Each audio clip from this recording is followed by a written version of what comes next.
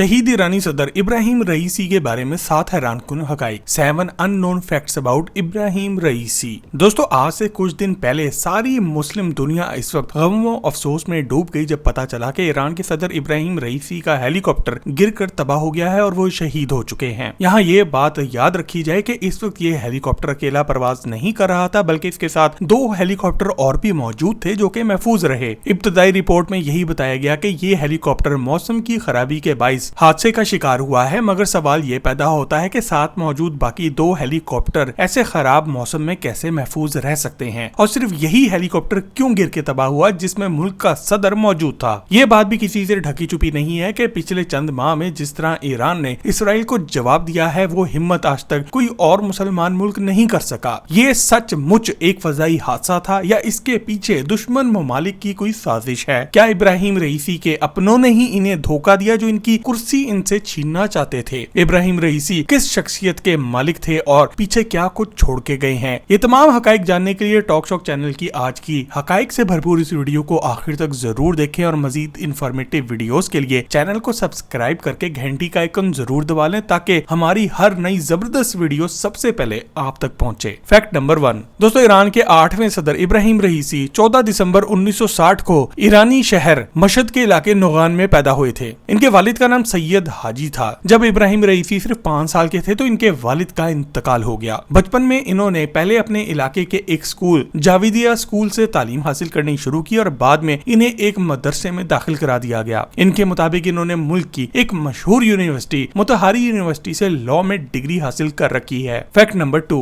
दोस्तों, आपको ये बात जानकर काफी ज्यादा हैरत होगी कि इब्राहिम रईसी जब सिर्फ 20 साल के थे तो इन्हें तेहरान के एक करीबी शहर कर्ज का सबसे कम उम्र प्रोसिक्यूटर जनरल लगा दिया गया था। इनकी कामयाबी की यहीं पे ब्रेकें नहीं लगी, बल्कि सिर्फ 5 साल बाद ही इन्हें तेहरान शहर का डिप्टी प्रोसिक्यूटर भी लगा दिया गया। इब्राहिम रईसी के बारे में बहुत से लोग ये राय भी रखते हैं कि मुल्क की किसी बहुत ही ताकतवर शख्सियत की इन पर शुरू से ही खास नजर करम रही है। शायद इसी वजह से इन्होंने बहुत ज्यादा तेजी से तरक्की की और वो भी बहुत ही कम उम्र में। Fact number 3। दोस्तों, आप में से बहुत से लोग ये बात नहीं जानते होंगे कि इंटरनेशनल मीडिया में इब्राहिम रईसी की वजह शोहरत इनका एक डेथ कमीशन में किरदार था। साल 1988 में ईरानी गवर्नमेंट ने 4 जजों पर मुश्तमिल एक कमीशन बनाया था जिसका काम बड़ी तादाद में जेरे हिरासत सियासी कैदियों के केसेस का फैसला करना था। ये वो लोग थे जो कि गवर्नमेंट के खिलाफ मुजाहिरों में शरीक हुए थे और गवर्नमेंट की पॉलिसियों के खिलाफ बोलते थे। 19 जुलाई 1988 से इन लोगों को फांसी देना शुरू की गई और ये सिलसिला अगले 5 महीनों तक चलता रहा। ईरानी रिकॉर्ड्स के मुताबिक इस दौरान 2800 से लगभग 3800 के दरमियान लोगों को सजाए मौत दी गई, मगर इंटरनेशनल मीडिया और एमनेस्टी इंटरनेशनल के मुताबिक ये तादाद 30,000 से भी ज्यादा थी। इंटरनेशनल मीडिया के मुताबिक इनमें से बड़ी तादाद इन लोगों की थी जिनको अपने केसेस लड़ने का कभी मौका ही नहीं मिला। ये वो लोग थे जिन्हें नामालूम अफराद ने घरों से उठाया और फिर सीधा लटका दिया गया। 2016 में इब्राहिम रईसी की डेथ कमीशन के हवाले से 1988 की एक फोन रिकॉर्डिंग भी मंजर-ए-आम पर आ गई जिसमें वो बड़े फख्र से किसी को बता रहे थे कि मेरे एक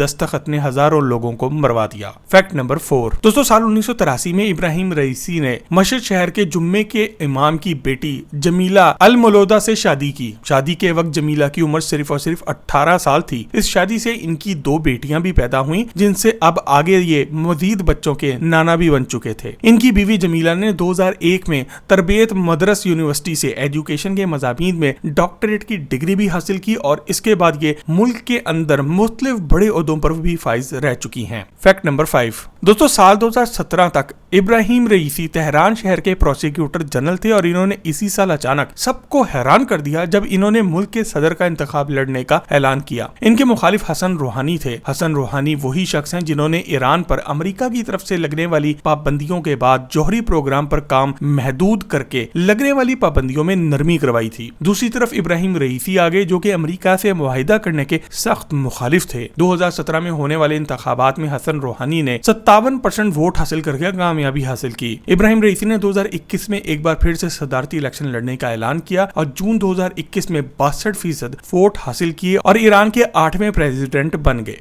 फैक्ट नंबर 6। दोस्तों ईरान के लोग आजादी राय के आधार पर पिछली कई दिहाइयों से वो सब पाबंदियां झेल रहे हैं जो कि पाकिस्तानी कौम ने अभी सिर्फ पिछले चंद माह में ही देखनी शुरू की हैं। इब्राहिम रईसी का दौर इनके लिए बहुत से चैलेंजेस लेकर आया, मगर जो बदनामी मासा अमीनी के केस की वजह से मिली वो शायद 1988 में 30,000 लोगों को ठोकने के बाद भी ना मिली हो। 22 साल मासा अमीनी को सर्फ पर स्कार्फ ना लेने की वजह से ईरान की रिलीजियस पुलिस ने सड़क से उठा लिया और कुछ दूसरी खवातीन के साथ पुलिस स्टेशन पहुंचा दिया। पुलिस के हाथों तशद्दुद की वजह से इस खूबसूरत लड़की की मौके पे ही मौत हो गई और पुलिस वाले इसे अस्पताल में छोड़कर भाग गए। पहले तो इस पुलिस ने ये कहा कि लड़की को हार्ट अटैक हुआ था, मगर थाने में मौजूद कुछ दूसरी खवातीन ने भी ये गवाही दे डाली कि पुलिस ने इस लड़की को इतनी बुरी तरह मारा कि इसकी जान निकल गई। इसके बाद पूरा मुल्क सड़कों पे निकल आया और गन पॉइंट पे जबरदस्ती इस्लाम के नाम पर अपनी मनमानी करने वाले पुलिस वालों पर इन्होंने हमला कर दिया। इब्राहिम रईसी की गवर्नमेंट ने इस मौके पर इन पुलिस वालों को कानून के कटहरे में लाने के बजाय सड़क पर मौजूद लाखों नौजवान नस्ल को इसराइल का एजेंट ही करार दे दिया। ये मुजाहिरे अगले कुछ माह तक लगातार चलते भी रहे। Fact number 7। दोस्तों शहीद इब्राहिम रईसी को इस बात का एजाज जाता है कि इन्होंने अपने रीजनल मुखालिफ सऊदीया के साथ पिछली कई दहाइयों से खराब ताल्लुकात को ठीक किया और एक अच्छे मुस्तकबिल की निशानदही की। अप्रैल 2024 में इब्राहिम रईसी ने वो किया जो कि आज तक कोई मुसलमान मुल्क नहीं कर सका। इन्होंने एक रात में इसराइल पर 300 से ज्यादा मिसाइल और ड्रोन मारे। अगर सच पूछे तो ये वो वक्त था जब दुनिया का हर मुसलमान, चाहे वो सुन्नी हो या शिया, ईरान की बहादुरी पर अश अश कर रहा था। ईरान ने ये हमला अपना बदला लेने के लिए किया था क्योंकि इसराइल ने 1 अप्रैल 2024 को दमिश्क में मौजूद ईरान के कौंसल खाने को तबाह कर दिया था। इसराइल ने बैनुल अक़वामी सतह पर अपना ये इमेज बनाया हुआ था कि दुनिया में कोई मुसलमान मुल्क इसराइल पर डायरेक्ट हमला नहीं कर सकता और ईरान ने इस इमेज को तबाह कर दिया। इसराइल की इतनी बदनामी के बाद ईरान के सदर का